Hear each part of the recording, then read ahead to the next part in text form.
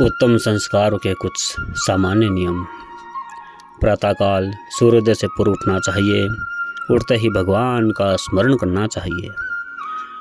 शौच स्नान आदि से निवृत्त होकर भगवान की उपासना, संध्या, तर्पण आदि करने चाहिए। समय पर सात्विक भोजन करना चाहिए। प्रतिदिन प्रातःकाल माता, पिता, गुरु आदि बड़ों को प्रणाम करना चाहिए। इंद्रियों के वश ना होकर उनको वश में करके उनसे यथा योग्य काम लेना चाहिए। धन कमाने में छल, कपट, चोरी, असत्य और बेईमानी का त्याग कर देना चाहिए। अपनी कमाई के धन में यथा योग्य सभी का अधिकार समझना चाहिए। माता, पिता, भाई, भौजाई, बहन, स्त्री, पुत्र आदि परिवार सादर पालनीय है।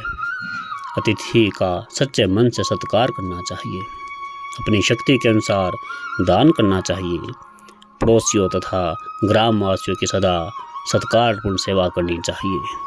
सभी कर्म बड़ी सुंदरता, सफाई और नेक नीति से करने चाहिए। किसी का अपमान, तिरस्कार और अहित नहीं करना चाहिए। अपने किसी कर्म से समाज में कोई प्रमाद नहीं पैदा करना चाहिए।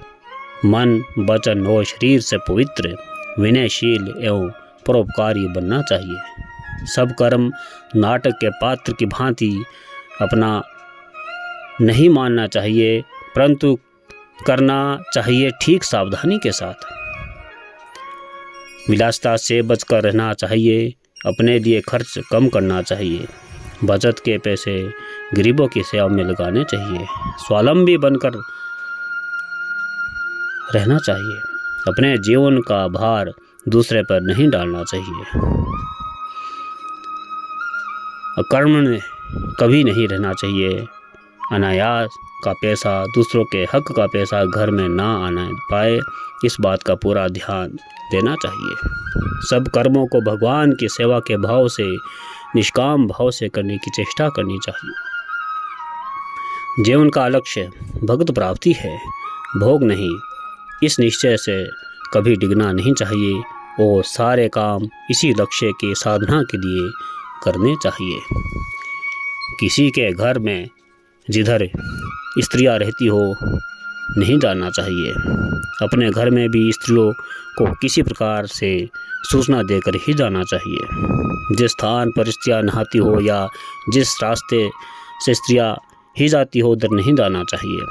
भूल से अपना पैर या धक्का किसी को लग जाए तो उससे क्षमा मांगनी चाहिए। कोई आदमी रास्ता भूल जाए तो उसे ठीक रास्ते पर डाल देना चाहिए, चाहे ऐसा करने में स्वयं को कष्ट भी क्यों ना हो।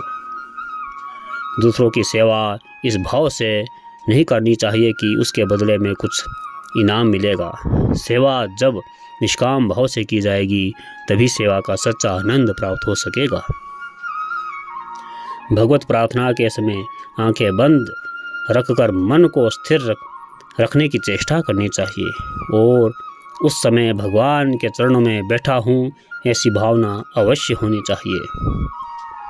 किसी स्थान में जाए जहाँ अपना आदर सत्कार हो और अपने साथ कोई मित्र या अतिथि हो तो उसे भूल ना जाना चाहिए। प्रत्युता उसे भी अपने आदर सत्कार में सम्मिलित कर लेना चाहिए। ओम नमो नारायण।